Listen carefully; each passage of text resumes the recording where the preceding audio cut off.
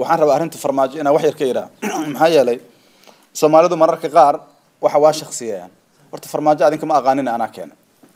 runta rabana aan isu sheegno farmaajo dalka markuu imaanay xoolana ma wadan istaraatiijiyana ma wadan ciidanna ma wadan dhaqaalana ma sidan waxa dhan waa la qorsheeyay waa la diyaariyay waa la shaqeynay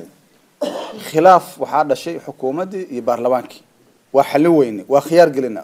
farmaajo waxa dhahnay halkaas taaganta baash hadaa ku qanacsanta inaad tanaazushid oo dawladda Soomaaliyeed ay sii socotana waa wax raganimo leh hadaadan ku qanacsaneen xal kale aan ka fikireyna wuxuu ku qanacsana sidaas oo ku tag marka ninka ragga waxa la rabaa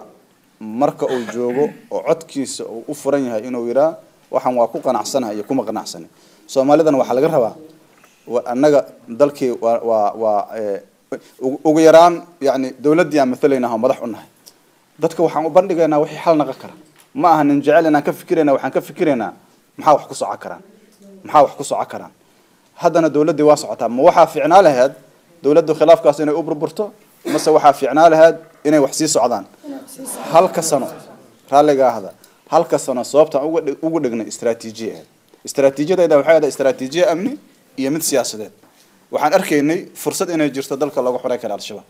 waxaan arkaynay in loo baahan yahay fursad lagu diyaariyo xilliga kala guurka وانا موقتها هذا قف كستو عقل له Soomaali halka san in loo baahnaa waa garan kara hada farmaajo hadii la qabiilkiisu yima keenin